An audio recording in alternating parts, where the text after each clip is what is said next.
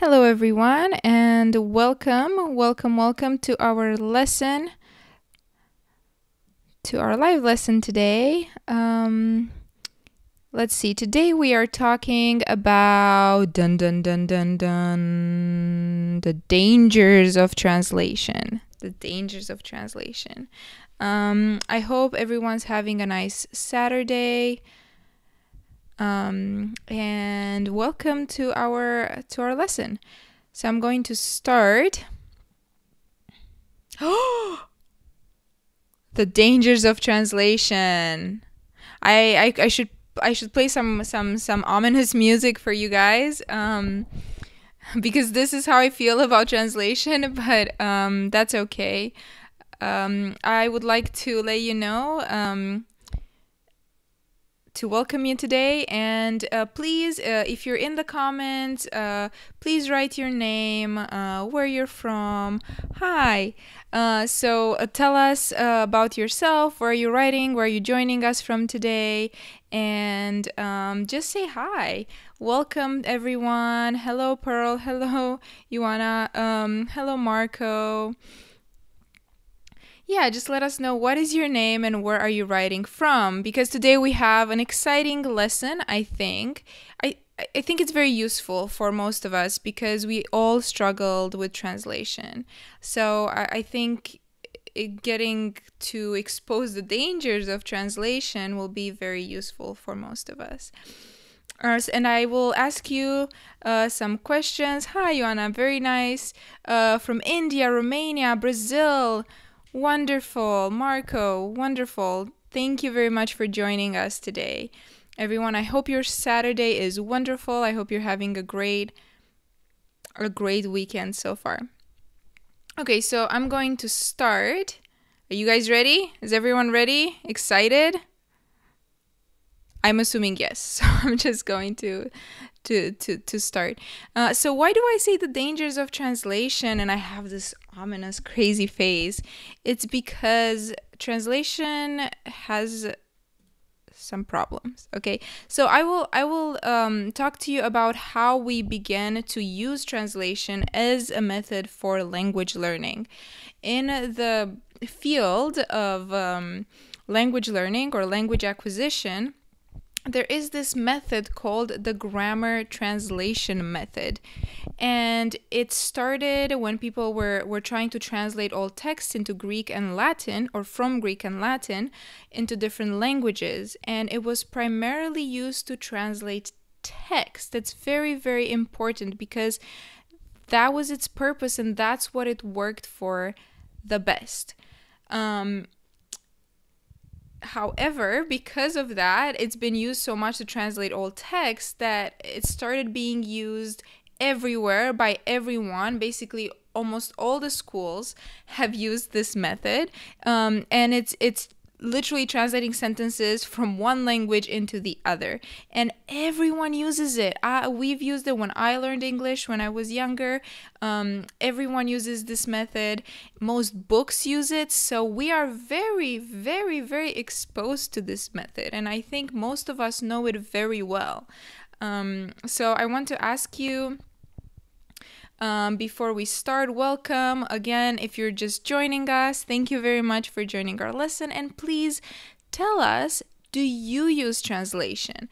Okay, so please, just in the live chat, whenever you'd like, just tell us if you've used translation, and I will be honest and be the first one to say I have used translation. And I think if you say I've never used translation, I might not believe you because I think most of us have. And there are times when we should use it.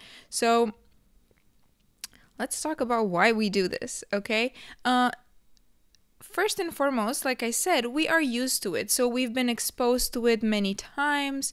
We have seen it. It's just comes second nature, also because it's almost an instinct. Of course, when you're first learning a language, I think that your first instinct is to, what is it? What is this word in my language? I want to find out. I need to know. It's very important that I know. It's your first instinct, of course. But of course, as we get more proficient in the language, that is when it becomes problematic.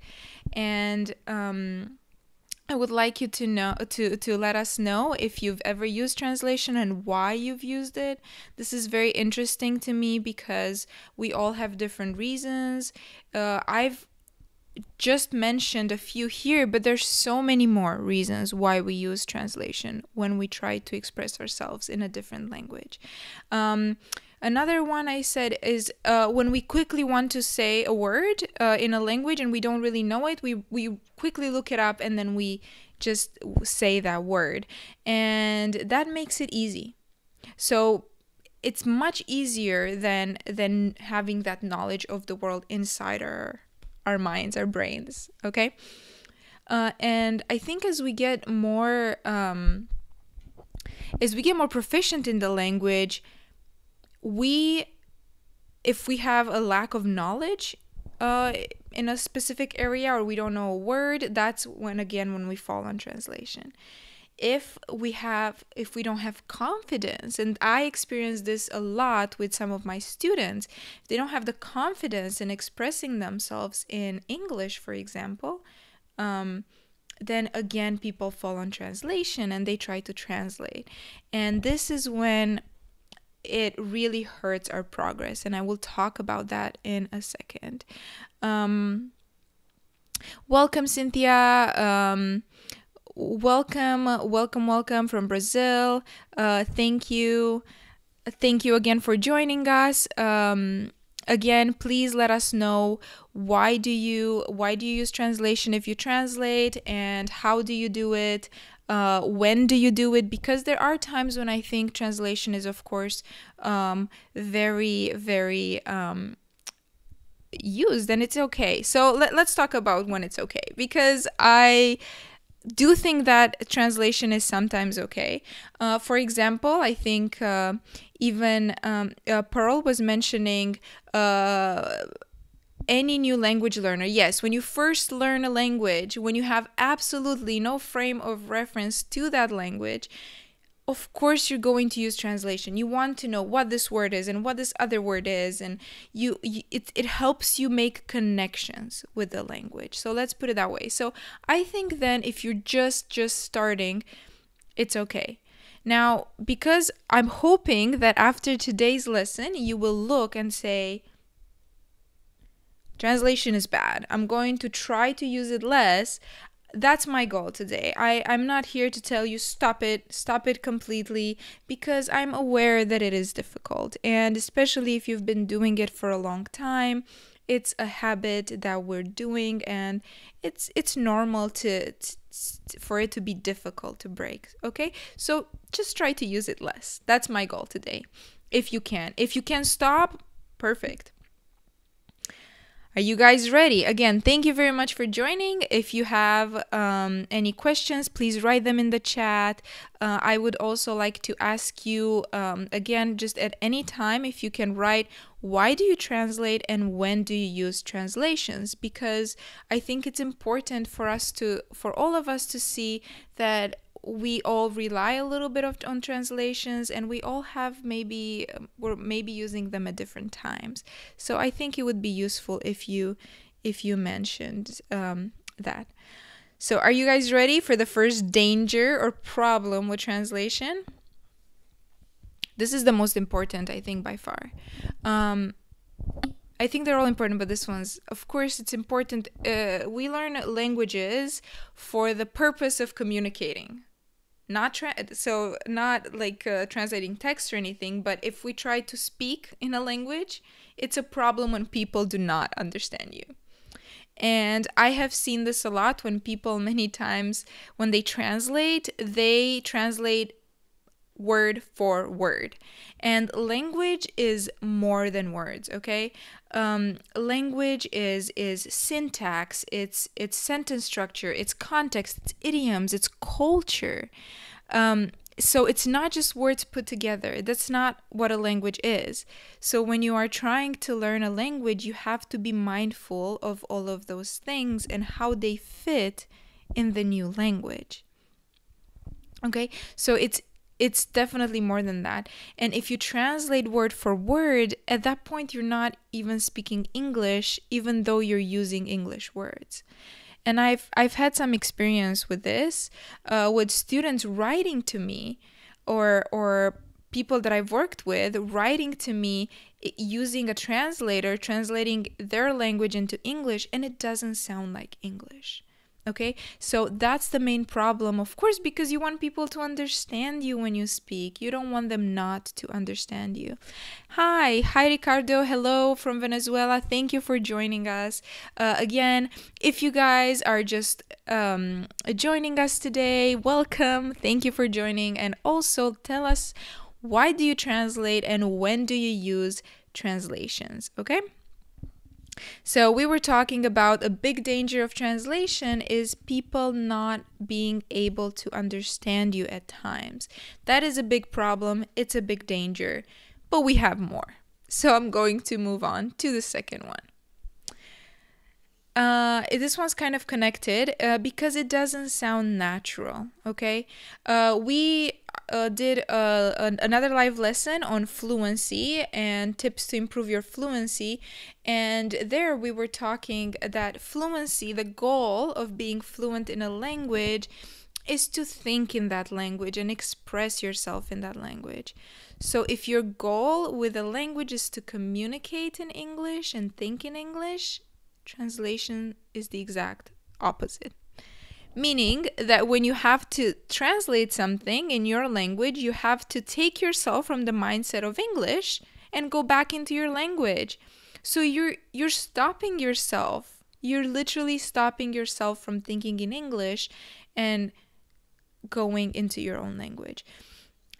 Which brings me to my problem with this. It is the result is you're not using the language in a natural way. So it sounds unnatural, it sounds a little awkward, and you don't sound like you are fluent, which is a problem, of course. So Fabio believes that translation is part of learning. It can be in the beginning, Fabio, but keep watching because I have done some of these dangers and I can tell you that it really sets you back. Translation can make it more difficult, and we'll get to that point in 1 second. Okay, so the third danger. Okay, so I just realized this little girl looks like me a little bit. But it's not me, but she's cute, whatever. Okay, so every time you translate, you are making this girl cry. Just think about that. Just think about it. Okay, I'm just joking. She's not really crying, but she's asking you to please stop, okay? So I wrote here that danger number 3 is that you are building bad habits, and that's not all. You are building bad habits that might be very difficult to break, which is the part that's more difficult. And what do I mean by bad habits? Why are we building bad habits? Many times when you translate a word, you are using that word in a wrong context, or you're using the wrong part of speech. So you're using a noun as an adjective or something like that, and you are, every time you're using it through translation, you are kind of reinforcing that practice, meaning that the more you use it, the more you get used to using it wrong. For example, I'll give you the example of my mom, who every time she translates directly from Romanian, so every time she wants to say it wasn't, she says don't was. It's exactly like in Romanian, and she's used this so many times that now, even though she knows the correct form, she is still using the incorrect because it's almost impossible for her to catch herself. If she had used it from the beginning, if she had used it correctly from the beginning, I believe it would have been easier. So that's a bad practice. And when these practices become cemented, it's very difficult to break them. Another problem is when we rely on a dictionary to express ourselves, we are not relying on interior knowledge that we have within ourselves, but on outside knowledge. So if every time I'm trying to talk to someone I need a dictionary, that's a problem. That means I don't really know the language. So these are the things that you are kind of hitting, kind of facing. Okay. So again, if you're just joining us, we are just talking about some of the dangers of translation. We are at danger number 3, building bad habits. We also talked about how the biggest problem is that people might not be able to understand you when you translate, and that it doesn't sound natural. Now, I know, because we are so used to it, that many of you, I'm reading in the comments, translation is important in the beginning. Yes, it is in the very, very beginning. I'm noticing that you guys are really questioning, but the truth is that the grammar translation method doesn't really have much backing up from scholars, and it's not really proven to work very well. It's just that we are so used to it because our teachers taught us this way. So it's not a very effective method of learning. There are like other ones, like language immersion, that are much more effective. Okay, and somebody asked, how can we stop translating? Thank you, Sajad, for asking. I'm going to actually talk about that at the end. Okay, so we're going to go to the 4th danger, which I think, look, language learning is difficult. It's so difficult. I think we all know it.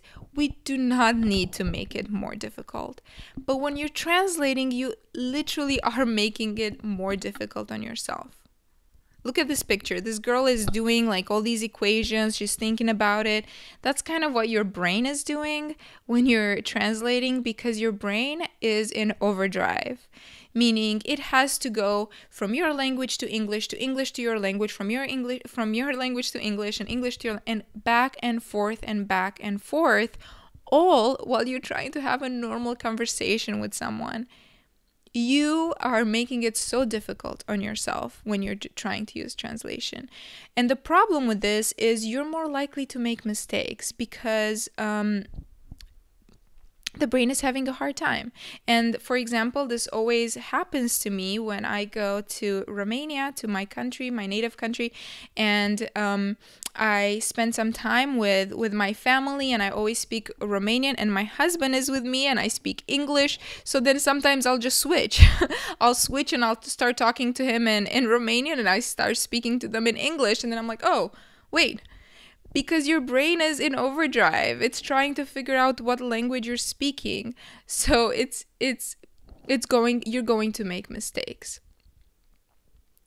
So that's one of the problems, okay? So that's how you're making it more difficult. The other thing I wanted to say is you are kind of cheating a little bit. It's like cheating on a test, because on a test, if you're cheating, and I'm sure we've all been there, we've all tried to cheat on tests. If you haven't, good job, but I think most of us have. And what happens when you cheat on a test is maybe you get a good grade, and for that moment you're happy because you got a good grade and you had a quick result, but quickly, soon after that, you will forget all the knowledge. You don't even have that knowledge, so you don't actually know the material. Well, it's kind of similar with translation, because you don't actually have the knowledge when you're translating.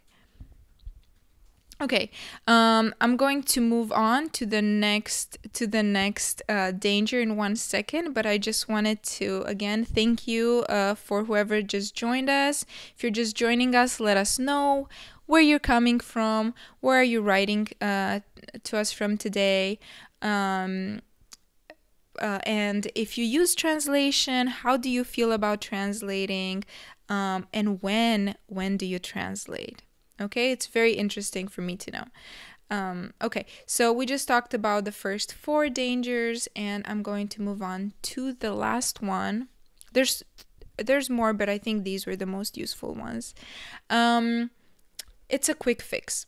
One of my favorite teachers used to always say this, and he said, easy come, easy go. And if you don't know this expression, it means when you get something quickly and then you lose it quickly. And this is, if I had a motto for how I feel about using translation, this would be it. Because you get, if you don't know a word in English, for example, you don't know it and you try to translate it, you quickly look it up, you find it, you use it, maybe you'll remember it for an hour, tomorrow you won't remember it.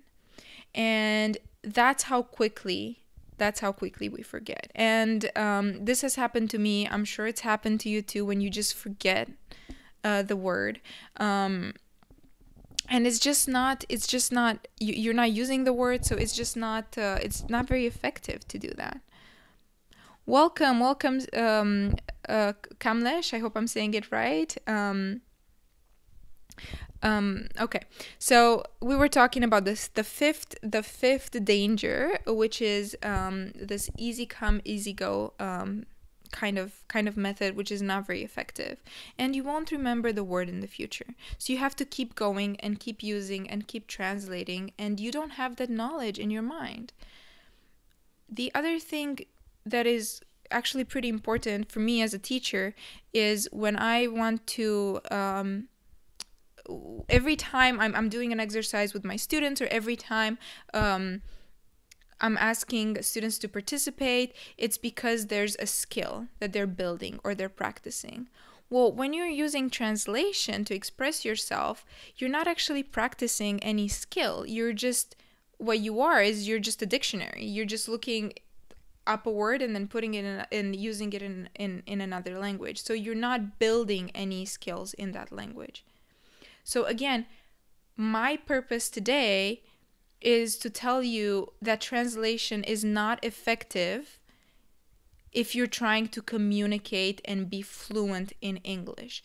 It's not if you're trying to translate a text or be a translator, because then of course you can translate, but you still, the point is, if you want to communicate effectively, it's not a very good method. Okay, so if you guys just joined us, welcome. Thank you very much for joining us. We just went through the 5 dangers of translating, and I am getting ready to tell you what we can do about it, what to do instead, because I told you no. Now I'm going to tell you what to do about it, okay? So I'm just going to go over them quickly, again, just for anyone who just joined us. So the first one is that people might not be able to understand you because many times you're using the words, but you're using the wrong words, okay? And it does not sound natural, which is another problem. It doesn't sound like you're actually speaking in English. You are also building some bad habits by always relying on a dictionary, not having the words within you, and also cementing some mistakes. You're making it more difficult on yourself because you are actually creating the situation for your brain. When your brain has to switch from one language to another, it's familiar, it seems easy, but you're actually making it more difficult. And it's like cheating, right? Cheating on a test is easy, but we still don't have that knowledge. And the last danger, it's a quick fix and it doesn't work. It comes easy, it goes easy, okay? We know a word for a few seconds and maybe an hour or two, and then we forget it. Okay, so welcome for everyone who's just joined us. Cynthia, welcome. Kellan, welcome. Hello. If you guys are translating, please let us know about it. How do you feel about translating? When do you use translation? Do you use it? Do you like it? Do you feel like it's making your life more difficult sometimes? Have you had any problems in people understanding how you are if you try to translate something? Please let us know in the chat. I'm very curious to know, because of course we've I understand that everyone's having problems, and learning English is not easy, let's be honest. So let me tell you what you can do instead. If you're seeing my first point, you're probably like, oh. But it's make yourself think in English. And what do I mean by that? I don't mean, boom, you're going to start thinking in English from now on. I mean, if you make yourself and make a daily practice, an exercise of trying to think in English every day, you are helping yourself step outside of your native language and into the English mindset. So, for example, this is what I've been doing with Spanish. On my way to work, I force myself to think in Spanish, and you can do that in English. So on your commute to work or school or wherever you're going, whatever it is that you are seeing, doing, force yourself to say it in English. Try to think in English. And I'm not saying to do this all of the time, just a little bit every day will help. It is difficult. It will be difficult, but it is worth it. It's in the beginning, when I was younger, I could never think in English, and now I think in English all the time. It's the language that I think in most of the time. So it works. You just have to make yourself. It's a practice that is difficult in the beginning, but it's worth it for your fluency. Trust me, and please believe me.